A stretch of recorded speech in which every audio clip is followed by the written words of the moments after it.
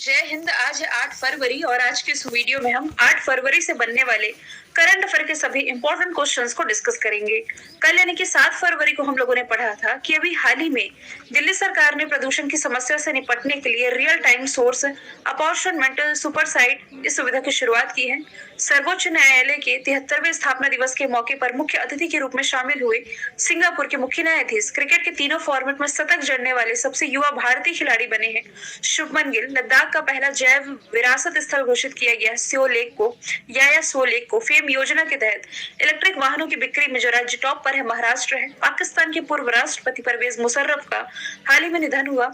36वां सूरज कुंड जो international craft मेला है ये हरियाणा के फरीदाबाद में शुरू हुआ है और प्यूमा इंडिया के नए ब्रांड एम्बेसडर ये क्रिकेटर हरमनप्रीत कौर बनी है। ये क्वेश्चन हम लोगों ने पढ़े, टेलीग्राम पर आप लोगों के साथ शेयर कर देती हूँ। तो चलिए शुरू कर लेते हैं आज का हमारा पहला सवाल। हाल ही में तीसरा खेलो इंडिया शीतकालीन यानी कि विंटर गेम है जो शुरू ही होने वाला है 2 दिन बाद 10 से 14 फरवरी तक इसका आयोजन किया जाएगा गुलमर्ग जम्मू कश्मीर में। इसका आयोजन मतलब कि इसका उद्घाटन अभी हाल ही में केंद्रीय मंत्री जो स्पोर्ट्स मिनिस्टर है अनुराग सिंह ठाकुर, जम्मू कश्मीर के उपराज्यपाल मनोज सिन्हा और लद्दाख के जो उपराज्यपाल है, माफ कीजिएगा, लद्दाख के उपराज्यपाल शामिल नहीं हुए, केवल जम्मू कश्मीर के उपराज्यपाल मनोज सिन्हा और केंद्रीय खेल मंत्री हैं जो अनुराग सिंह ठाकुर, इन्होंने खेलो इंडिया ये जो विंटर गेम्स रहा इसके शुभंकर थीम सॉन्ग और जर्सी का शुभारंभ किया है। गुलमर्ग जम्मू कश्मीर में आयोजन होना है जिसमें कि भारत के 1500 एथलीट पार्टिसिपेट करेंगे। अच्छा, यहाँ पर जम्मू कश्मीर का मैप तो नहीं रख पाई हूँ लेकिन आपको कुछ याद आना चाहिए। करंट में मैंने आप लोगों को बताया था कि भारत का पहला या आप कह सकते हैं कि दुनिया का सबसे बड़ा इग्लू कैफे, बर्फ के अंदर जो कैफे रहता है, ये इसी गुलमर्ग में स्थापित किया गया। उधमपुर, थोड़ा सा हम लोगों ने लगभग 15-20 दिन पहले पढ़ा था कि अभी हाल ही में उधमपुर श्रीनगर बारामूला रेल लिंक परियोजना में अभी सफलता मिली है। लद्दाख का देखो, कल ही मैंने आपको बताया था याया सो लेक जिसे भी हाल ही में लद्दाख का पहला जैव विरासत स्थल घोषित किया गया है। फिर 2 चीजें तो आपको याद ही हैं। देखिए, राजकीय पशु और राजकीय पक्षी इसने खुद का घोषित कर दिया है। जो राजकीय पक्षी इसने घोषित किया है ब्लैक नेक क्रेन को, और राजकीय पशु ये घोषित किया है स्नो लेपर्ड यानी कि हिम तेंदुआ को। और आप क्या रिलेट कर सकते हो? देखिए, बहुत दिन से हम लोगों ने ये नहीं पढ़ा है कि भारत का पहला डार्क स्काई रिजर्व ये लद्दाख में ही स्थापित किया गया है। श्रीनगर ये झेलम नदी के किनारे बसा हुआ है और इसी झेलम नदी पर ही पहली लग्जरी क्रूज सर्विस की शुरुआत की गई। लेकिन यदि आप करंट से रिलेट करोगे तो हाल ही में गृह मंत्री अमित शाह ने यहाँ शांति की प्रतिमा स्टेच्यू ऑफ पीस इसका अनावरण किया था। अगला प्रश्न है, हाल ही में भारत के किस पड़ोसी देश ने अपना 75वां स्थापना दिवस मनाया है? स्वतंत्रता दिवस। तो पड़ोसी जो है भारत का श्रीलंका, जो कि बीते कुछ समय में आर्थिक आपातकाल से गुजर रहा था, तो इसने अभी हाल ही में अपनी स्वतंत्रता के 75 साल कंप्लीट कर लिए हैं। ठीक है, कोलंबो में इसके सेलिब्रेशन का भी आयोजन किया गया था। और श्रीलंका की commercial capital Colombo, executive capital Jayawardenepura कोटे हो जाएगी। यहाँ के जो प्रेसिडेंट है ये हो जाएंगे रनिल विक्रमसिंघे और यहाँ के जो प्राइम मिनिस्टर है ये हो जाएंगे दिनेश गुणवर्धने। एक्सरसाइज यदि आप लोगों को याद होगी तो मित्र शक्ति एक्सरसाइज है और इसके अलावा सिलेनेक्स, ये 2 एक्सरसाइज है जो कि भारत और श्रीलंका के बीच में आयोजित की जाती है। दोनों देशों के बीच में फेरी सर्विस शुरू होने वाली है और ये जो आप स्ट्रेट यहाँ देख रहे हैं ये पाक स्ट्रेट की लोकेशन है, PALK पाक स्ट्रेट, जो कि श्रीलंका और भारत को अलग करती है। आप लोगों को एक चक्रवात याद होगा, आसानी चक्रवात, बंगाल की खाड़ी वाले एरिया में आया था लास्ट ईयर। तो इसका जो नामकरण है ये श्रीलंका के द्वारा ही किया गया था। ठीक है, नेपाल के साथ भारत की जो एक्सरसाइज है इसका नाम है सूर्य किरण। इसने अपने सेना के मानद रैंक से सम्मानित किया था भारतीय सेना के प्रमुख मनोज पांडे को। भूटान का जो हाईएस्ट सिविलियन ऑनर है इससे प्राइम मिनिस्टर नरेंद्र मोदी को सम्मानित किया गया।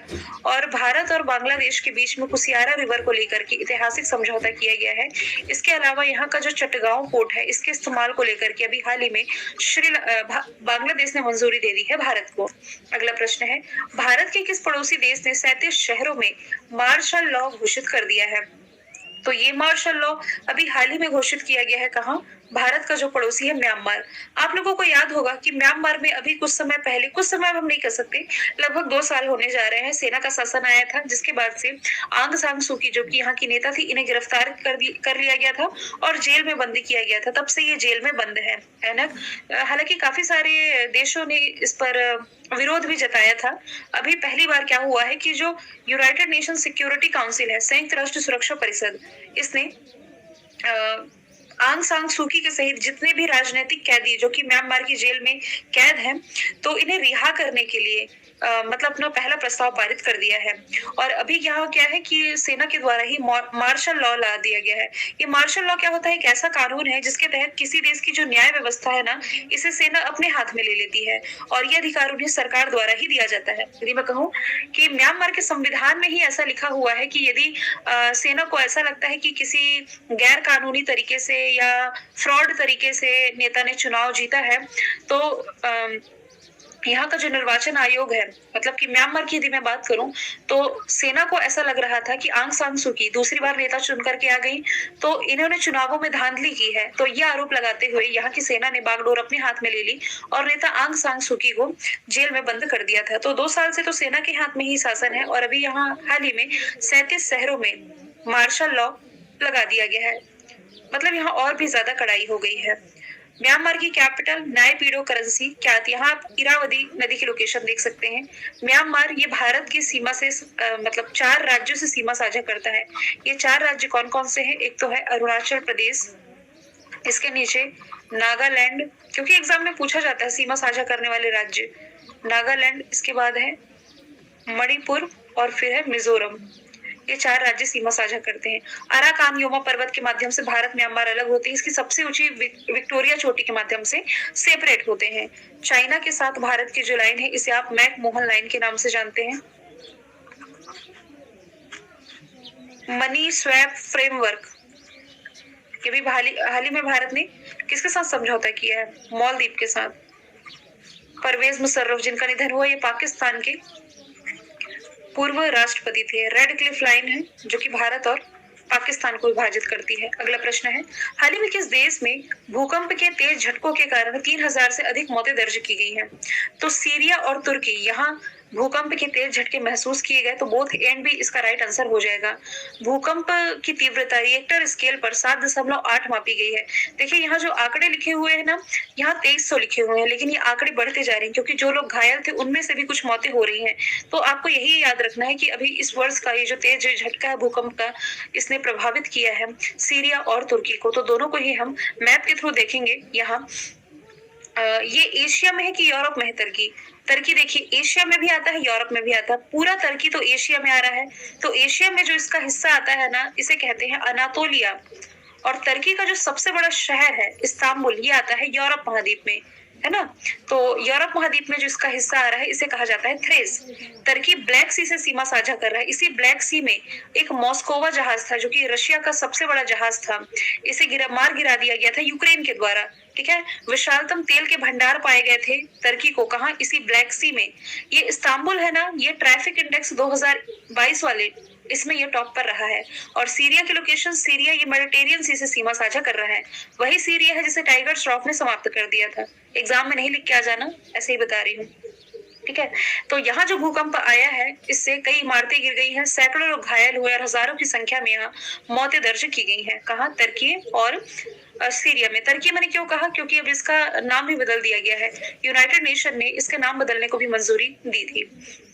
अच्छा, इजराइल का अलग सा मस्जिद आपको याद होगा, इजराइल की लोकेशन यही कहीं है। ये देखिए, ये भी मेडिटेरियन सी से सीमा साझा करता है।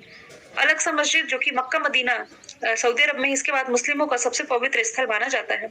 अगला प्रश्न है, एमपीसी द्वारा सौर मंडल में किस ग्रह के आसपास स्थित 12 नए उपग्रहों की खोज करने की घोषणा की गई है? तो बृहस्पति के आसपास 12 नए चंद्रमा यानी कि उपग्रह पाए गए हैं। माइनर प्लेनेट सेंटर एमपीसी ने यहाँ 12 नए चंद्रमा की खोज कर ली। इस प्रकार हमारे सौर मंडल में सर्वाधिक उपग्रह वाला ग्रह कौन बन गया? बृहस्पति। वर्तमान में 92 इसके उपग्रह हैं। ठीक है, अब यहाँ सोलर सिस्टम मैंने लिख रखा है, बुध, शुक्र, पृथ्वी, मंगल और इसके बाद आता है बृहस्पति। बृहस्पति के बारे में आप क्या जानते हैं? देखिए, ये ना सूर्य से 5वां और यदि देखा जाए तो पूरे सोलर सिस्टम का सबसे बड़ा ग्रह है। ठीक है। और बुध, शुक्र, पृथ्वी, मंगल, मंगल के बाद इसका स्थान आता है। हालांकि कुछ और ग्रहों के नाम मैंने यहाँ लिख रखे हैं, जैसे कि मंगल, मंगल के लिए कुछ मिशन, मतलब भारत 1-2 साल में तो मिशन भेज ही रहा है। चाइना भी तियानवेन-1 मिशन मंगल के लिए ही लॉन्च कर रहा है। मंगल के 2 प्रमुख उपग्रह फोबोस और डीबोस आप लोगों को याद होंगे। अच्छा, 2-3 बार मैंने कह दिया उपग्रह उपग्रह, ये एक्चुअल में होते क्या है? देखिए, आप क्या देख पा रहे हैं कि ये जो ग्रह है, सभी ग्रह सूर्य की परिक्रमा कर रहे हैं, लेकिन इन ग्रहों की भी जो परिक्रमा करने वाले आकाशीय पिंड होते हैं, इन्हें ही कहा जाता है क्या? उपग्रह। जैसे आप क्या देख पा रहे हैं, मून, ये जो चंद्रमा है पृथ्वी की परिक्रमा कर रहा है, फोबोस डिमोस मार्स की, वैसे ही इन ग्रहों की परिक्रमा करने वाले जो आकाशीय पिंड होते हैं, ये कहलाते हैं उपग्रह।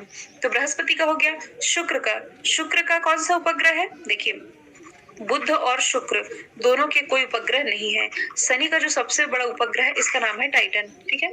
अगला प्रश्न है, हाल ही में प्रधानमंत्री नरेंद्र मोदी ने किस राज्य के तुमकुरु में स्थित HAL यानी कि हिंदुस्तान एरोनॉटिक्स लिमिटेड के हेलीकॉप्टर निर्माण कारखाने को राष्ट्र को समर्पित किया है? तो ये भी हाल ही में समर्पित किया गया है किसे? कहां पर? तो कर्नाटका में। प्रधानमंत्री नरेंद्र मोदी ने कर्नाटक के तुमकुरु में HAL के हेलीकॉप्टर निर्माण कारखाने को राष्ट्र को समर्पित कर दिया है। ये 615 एकड़ क्षेत्र में फैली हुई है। यह लाइट यूटिलिटी हेलीकॉप्टर का निर्माण करेगी। तो ये HAL यानी कि हिंदुस्तान का एरोनॉटिक्स लिमिटेड है, जो ये हेलीकॉप्टर मरम्मत और रखरखाव के लिए वन स्टॉप समाधान की पेशकश करने वाली भारत की सबसे बड़ी हेलीकॉप्टर निर्माण सुविधा बनाने जा रहा है। कहां? कर्नाटक में। कर्नाटक की राजधानी बैंगलोर, मुख्यमंत्री BS बोम्मई है। यहाँ से इंपॉर्टेंट नेशनल पार्क आप लोगों को याद रखने हैं, अंशी, कुद्रेमुख, नागरहोल और बन्नरघट्टा। मैंने आपको एक इंडेक्स भी याद करवा दिया था। इंडिया इनोवेशन इंडेक्स में लगातार तीसरी बार टॉप पर कौन है? तो ये कर्नाटका ही बना हुआ है। और इसके अलावा कम्बाला फेस्टिवल का आयोजन कर्नाटक में किया गया। अभी बेंगलोर में खेलो इंडिया यूनिवर्सिटी गेम्स का आयोजन किया गया था। दूसरा जिसका एडिशन था, इसमें जैन यूनिवर्सिटी बेंगलोर प्रॉपर थी। तमिलनाडु में कोई फैक्ट्री बन रही है? बिल्कुल बन रही है। ओला का सबसे बड़ा स्कूटर कारखाना तमिलनाडु के चेन्नई शहर में बनने जा रहा है। आंध्र प्रदेश में भारत की पहली लिथियम आयन सेल फैक्ट्री का निर्माण है, जो कि ये किया जाएगा। और उत्तर प्रदेश से क्या रिलेट करोगे? उत्तर प्रदेश की भी कोरबा ऑर्डिनेंस फैक्ट्री चर्चे में थी। क्यों चर्चे में थी? क्योंकि यहाँ AK-203 असॉल्ट राइफल का निर्माण किया जाएगा। तो ये सभी फैक्ट्री वाले ऑप्शन इसमें आप रिलेट कर सकते हो, जो कि इन राज्यों के चर्चे में रहे थे। अगला प्रश्न है, कौन सा देश फुटबॉल एशियाई कप 2027 की मेजबानी करेगा? तो इसकी मेजबानी 2027 में सऊदी अरब करने जा रहा है। तो अपने स्थापना के अभी तक यदि देखा जाए तो इसके इतिहास में पहली बार ऐसा होगा कि ये इसकी मेजबानी करेगा। मतलब कि सऊदी अरब ने 1956 में अपनी स्थापना के बाद से अपने इतिहास में पहली बार एशियाई राष्ट्र कप की मेजबानी हासिल कर ली है। ठीक है। तो एशियाई फुटबॉल कॉन्फेडरेशन यानी कि एशियाई फुटबॉल महासंघ की यदि मैं बात करूं, 1954 में स्थापना हुई। कुआलालंपुर मलेशिया में हेडक्वार्टर हो जाएगा। सऊदी अरब, ये जो प्रायद्वीप देख रहा है ना, ये है अरब प्रायद्वीप, जो कि दुनिया का सबसे बड़ा प्रायद्वीप है। यहीं पर है सऊदी अरब, जिसकी कैपिटल रियाद, करेंसी रियल है। आप लोगों को मैंने आपको कुछ दिन पहले बताया था, दुनिया की जो पहली वर्टिकल सिटी है,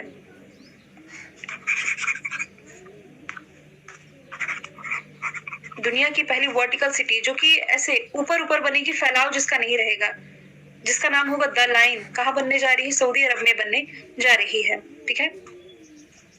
भारत क्या होस्ट करेगा? तो इस साल का 2023 का ICC mains world cup. France 2024 का समर ओलंपिक, फ्रीजियन कैप इसका मस्कट है, लॉन्च हो चुका है। इटली ये विंटर ओलंपिक होस्ट करेगा 2026 का। इटली के मिलन में इसका आयोजन किया जाएगा। अगला प्रश्न है, 3 बार ग्रैमी अवार्ड जीतने वाले एकमात्र भारतीय संगीतकार कौन बने हैं? तो ये बन गए हैं रिकी केज। भारतीय मूल के हैं रिकी केज। इन्होंने 65वें ग्रैमी अवार्ड्स में अपने एल्बम डिवाइन टाइट्स के लिए ये अवार्ड अपने नाम कर लिया है। ये इनका लगातार दूसरा ग्रैमी अवार्ड है। देखिए, पूरी दुनिया में फिल्म जगत का जो सर्वोच्च सम्मान होता है ऑस्कर होता है, सेम वैसे ही संगीत जगत का जो सर्वोच्च सम्मान है इसे ग्रैमी अवार्ड कहते हैं। ऑस्कर अवार्ड पाने वाले पहले भारतीय AR रहमान है। आपको भी एक गोल्डन ग्लोब अवार्ड याद होगा, जिसमें कि नाटू नाटू सॉन्ग के जो डायरेक्टर हैं MM किरावनी, इन्हें अवार्ड मिला था। हनी सिंह का तो गाना है जिस दिन मैं ग्रैमी ले आऊंगा, सुना होगा आप लोगों ने, लेकिन इन्हें अवार्ड अभी नहीं मिला है। अगला प्रश्न है, किस राज्य सरकार ने इस्लाम नगर गांव का नाम बदल करके जगदीशपुर किया है? तो मध्य प्रदेश सरकार ने ये नाम बदल दिया। भोपाल के पास स्थित एक गांव है ये, इसका नाम जो इस्लाम नगर है, मतलब पहले ये जगदीशपुर ही था, मुगल शासन काल में इसका नाम इस्लाम नगर किया गया था, तो फिर से अब इसे जगदीशपुर किया जा रहा है। ठीक है, भोपाल के पास है। तो भोपाल में कमलापति रेलवे स्टेशन है, जो कि भारत का पहला वर्ल्ड क्लास रेलवे स्टेशन है। भारत का पहला ई कचरा क्लिनिक भी इसी भोपाल में स्थापित किया गया। मध्य प्रदेश की राजधानी भी यही है। City of lake Madhya Pradesh का यही कहलाता है। और वन विहार नेशनल पार्क भोपाल में है, जहां भारत का जो सबसे पुराना भालू था, गुलाबो भालू, इसका निधन हुआ था, 40 वर्षीय था ये, है ना। और उज्जैन में महाकाल लोक का उद्घाटन प्राइम मिनिस्टर नरेंद्र मोदी जी के द्वारा किया गया था। विदिशा 5G टेक्नोलॉजी वाला पहला जिला बना था। मंडला पहला आदिवासी साक्षर जिला बना था। अच्छा, नाम बदलने की बात की ही जा रही है, तो देखिए होशंगाबाद का नाम बदल करके नर्मदापुरम किया गया। इसकी लोकेशन आप ये देख सकते हैं। ऑप्शन के थ्रू यदि मैं बात करूं तो उत्तर प्रदेश में अलीगढ़ का नाम बदल करके हरिगढ़ किया गया। मुगल सराय रेलवे स्टेशन का नाम पंडित दीनदयाल उपाध्याय के नाम पर किया गया। अयोध्या में राम मंदिर जाने वाला मार्ग कल्याण सिंह के नाम पर किया गया। अयोध्या एयरपोर्ट का नाम मर्यादा पुरुषोत्तम श्री राम के नाम पर। महाराष्ट्र में भी काफी सारे कुछ चेंजेस किए गए हैं, जैसे कि औरंगाबाद, इसका नाम बदल करके संभाजी नगर किया गया है। उस्मानाबाद का नाम बदल करके धाराशिव किया गया है। सिक्किम में जो एक रोड है, इसका नाम बदल करके प्राइम मिनिस्टर नरेंद्र मोदी के नाम पर की गई है। लास्ट का प्रश्न मैंने रिवीजन में रखा है कि 78% अनुमोदन के साथ दुनिया के सबसे लोकप्रिय नेता ये बन गए हैं प्राइम मिनिस्टर नरेंद्र मोदी। ठीक है, इसमें मेक्सिको के जो राष्ट्रपति हैं लोपेज एब्राडोर दूसरे स्थान पर है। ये रिपोर्ट जारी की गई है मॉर्निंग कंसल्ट, जो कि अमेरिका में है। तो इसके अनुसार प्राइम मिनिस्टर नरेंद्र मोदी दुनिया के सबसे लोकप्रिय नेता हैं। जो बाइडेन अमेरिका के प्रेसिडेंट है। ऋषि सुनक भारतीय मूल के हैं, जो कि यूके के प्राइम मिनिस्टर है। तो ये थे 10 सवाल। मैंने कल आपसे पूछा था मैनुएला रोकाबोटी किस देश की पहली महिला प्रधानमंत्री बनी है? अफ्रीकी कंट्री इक्वेटोरियन गिनी की। आज का सवाल आप लोगों के लिए है, किस देश की करेंसी से ब्रिटिश राजशाही की तस्वीरें हटाई जाएंगी? तो आंसर इसका कमेंट बॉक्स में आप लोग बताएंगे। फिर मिलेंगे हम नेक्स्ट वीडियो के साथ। Thank you so much.